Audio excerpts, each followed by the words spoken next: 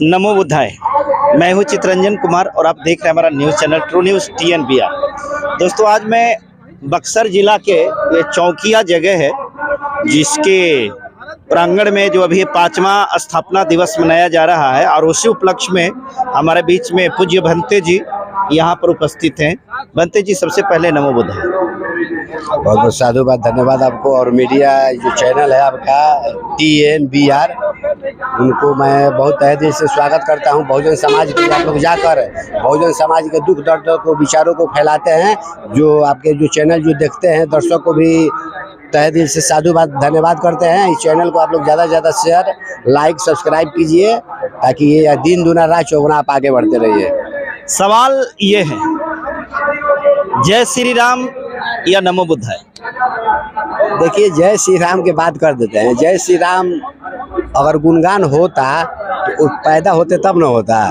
जब राम नाम के व्यक्ति जब पैदा ही नहीं लिए तो जय श्री राम का मतलब क्या होता है? नमो बुद्धाय का मतलब अपने बुद्धि को नमस्कार करना होता है। थोड़ा सा हम रोकेंगे। आपने कहा कि राम का जन्म ही नहीं हुआ तो जय श्री राम कैसे? इस बात को कैसे साबित करिएगा कि जन्म हुआ ही नहीं? ये सब अगर पूछते हैं तो ठीक नहीं है। किसी धर्म पर टिप्पणी नहीं करना है, मगर सच्चाई तो बात बताना पड़ेगा ना। खीर खाने से बच्चा पैदा नहीं होता है। देखिए, आगे भी लिखा हुआ है कि रुकिए ना, हटिएगा।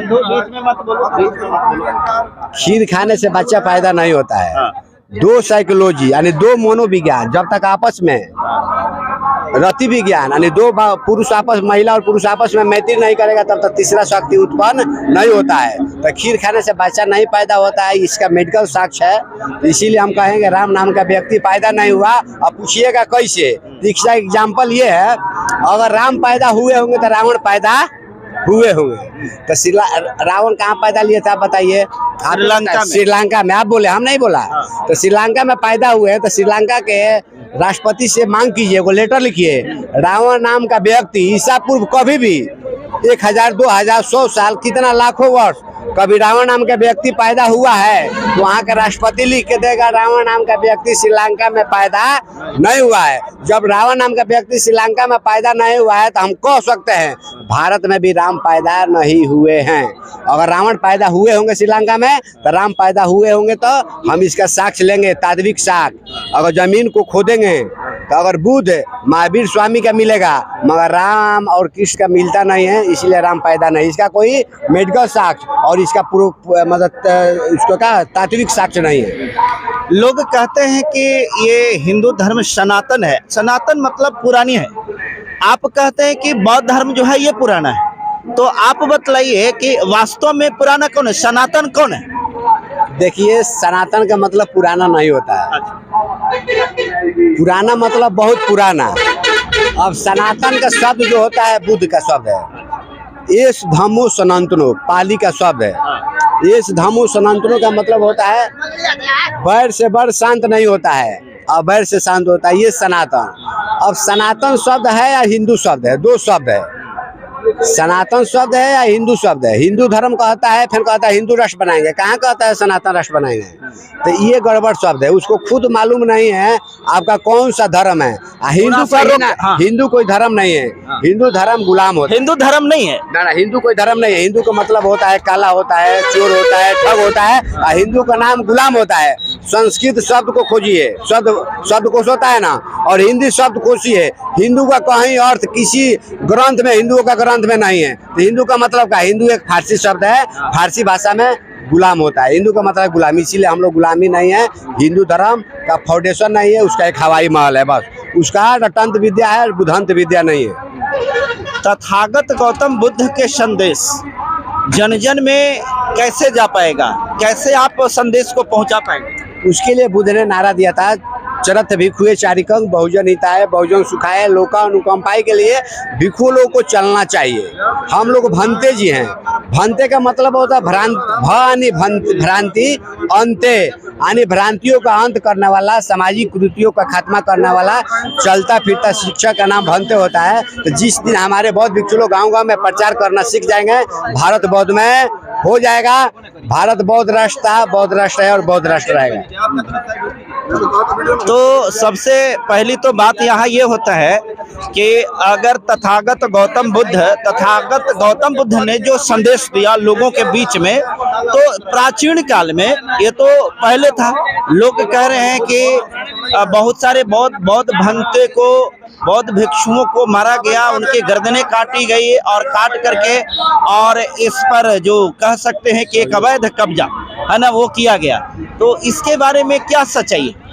देखिए, पुष्यमित्र शुंग 10वें बौद्ध राजा विदरथ का हत्या करके और बौद्ध भिक्षुओं को प्रतिक्रांति किया, बौद्ध भिक्षु को सर काटने का ऐलान किया। पुष्यमित्र शुंग ने ऐसा ऐलान किया, ये एक बौद्ध भिक्षु को सर काट के लाएगा उसको 100 सोना मुद्राएं पुरस्कार देंगे।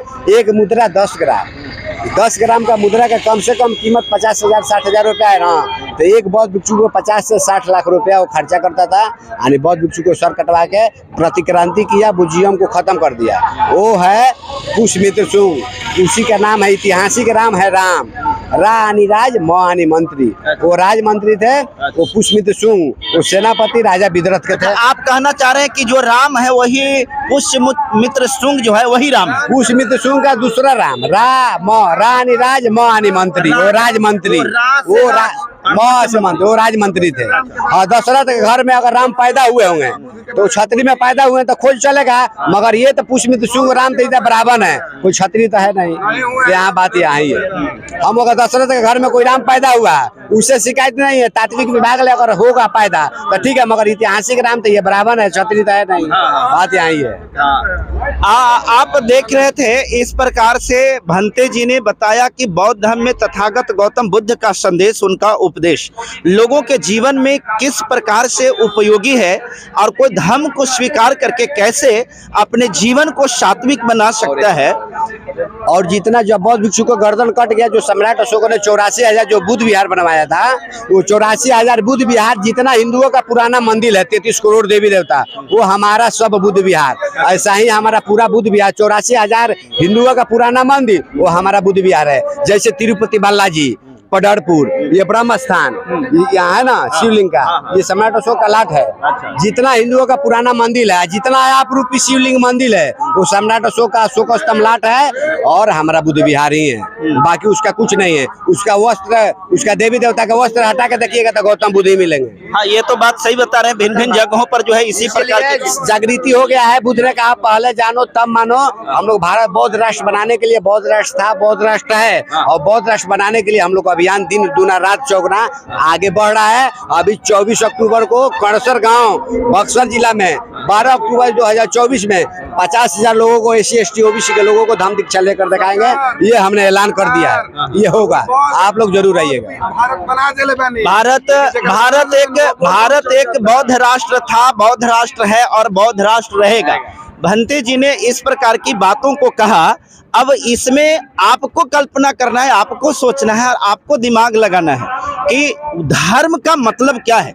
बहुत सारे लोग लड़ने के लिए तैयार हो जाते हैं जिनके पास में धर्म का परिभाषा मालूम नहीं है, धर्म का अर्थ क्या है जिनको पता नहीं, वह धर्म के बारे में लड़ने के लिए तैयार हो जाते हैं। दोस्तों, धर्म का परिभाषा प्रत्येक लोगों को अलग अलग है, परंतु मैंने जो पढ़ा है धर्म के मतलब, धर्म का मतलब सिर्फ यह होता है कि वह ज्ञान जिसको धारण करने से मानव मात्र की कल्याण के लिए किया जाता है उसको हम धर्म कहते हैं। क्या बनते जी? देखिए, धर्म का परिभाषा आपने बहुत बढ़िया बताया। इसका एक शब्द में है नैतिक विचारों को धारण करना, जो प्रकृति का रूल है, नियम है। जैसे धर्म का परिभाषा है, ट्रेन में जाते हैं, आज पहले लोग पानी लेकर जाते थे, पानी लेकर नहीं जाते हैं, क्या करते हैं 20 रुपए का बोतल खरीदते हैं। तो 20 रुपए का बोतल क्या कहता है, हिंदू के लिए अलग, मुसलमान सिख ईसाई के लिए अलग होता है, वो हर इंसान के लिए होता है। धर्म का मतलब जो प्रकृति का नियम है उसको धर्म नहीं कहते हैं, धम्म कहते हैं। धम्म मतलब किसी व्यक्ति द्वारा किसी नियम एक समान लागू हो, धर्म का परिभाषा होता है। जो नैतिक विचारों को धारण करता है वो धर्म का परिभाषा होता है। आज के लोग धर्म को, संप्रदाय को लोगों ने धर्म बना दिया है। जैसे हिंदू, मुस्लिम, सिख, ईसाई, चारों का नियम एक दूसरे पर लागू नहीं होता है। आप हिंदू भाई को देखे हैं मस्जिद में जाके पूजा अर्चना करते हुए, नहीं देखे हैं। मुसलमान को देखे हैं मंदिर में जाके नमाज अदा करते हुए। इसीलिए धर्म कहता है जोड़ो, तोड़ो नहीं। अब बाकी कहता है हिंदू, मुस्लिम, सिख, ईसाई, ये सब तो तोड़ने का बात कहता है। सबसे बड़ा इंसानियत धर्म है, मानवता से बढ़ के कोई धर्म नहीं होता है। दोस्तों, बहुत बहुत धन्यवाद। आप देख रहे थे, बस मेरा यही कहना है, हमने पढ़ा है मजहब नहीं सिखाता आपस में बैर रखना, हिंदी है हम वतन है हिंदोसिता हमारा, जिसके पास भी अवधारणा नहीं है वो धर्म का कोई मतलब नहीं है। और सच्चाई यह है कि वैसे लोगों को धर्म से कोई वास्ता नहीं और है एक जो धर्म के नाम पर मारने काटने के लिए उतारू होते हैं। धर्म ये नहीं सिखाता है। हिंदू मुस्लिम सिख ईसाई, हिंदू मुस्लिम सिख ईसाई विषमता का है अखाई, इंसा इंसा है यहाँ भाई, आपस में मत करो लड़ाई, बुद्ध जैसा तुम बन जाओ ज्ञानी, गले मिलो जैसे दूध और पानी। ये भारत देश है, भारत देश नहीं भारत राष्ट्र है और भारत वर्ष है, ये कोई हिंदुस्तान नहीं है। ये देश के कभी आप मीडिया हैं भूल से हिंदुस्तान शब्द नहीं बोलिएगा। ये देश भारत वर्ष है और भारत राष्ट्र है। बाबा साहब ने संविधान में लिखा है कहीं हिंदुस्तान शब्द नहीं है, इंडिया डेट इज भारत। ये इंडिया और भारत के नाम से जाना जाता है, कहीं हिंदुस्तान के नाम से भारत नहीं जाना जाता है। अगर हिंदुस्तान रहेगा तो पाकिस्तान होगा, पाकिस्तान हिंदुस्तान दोनों एक ही देश था ना, तो भारतवर्ष और भारत राष्ट्र ही कहना चाहिए। मैं तो बस इतना ही कहूंगा, मैं तो सिर्फ इतना कहूंगा, मंदिर मस्जिद गिरजाघर ने बांट लिया भगवान को, धरती बांटा सागर बांटा, मत बांटो इंसान को। बहुत बहुत धन्यवाद। और अंत में आप सभी से मेरा निवेदन है कि सच्ची पत्रकारिता के समर्थन में आप अपना सहयोग राशि अवश्य प्रदान करें। आपके थोड़ी सी सहयोग से हमारा मनोबल बढ़ता है। अगर आप हमें सहयोग करना चाहते हैं तो यह हमारा स्कैनर है, इसे स्कैन करें जो चितरंजन कुमार के नाम से है और इसे डायरेक्ट हमारे खाते पर भी ट्रांसफर कर सकते हैं।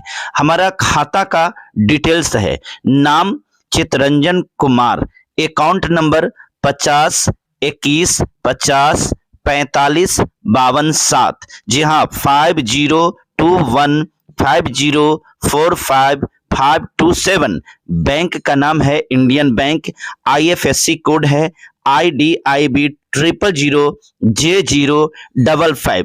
मेन ब्रांच जहानाबाद में पड़ता है। दोस्तों बहुत बहुत धन्यवाद, आपने हमें सहयोग किया इसके लिए।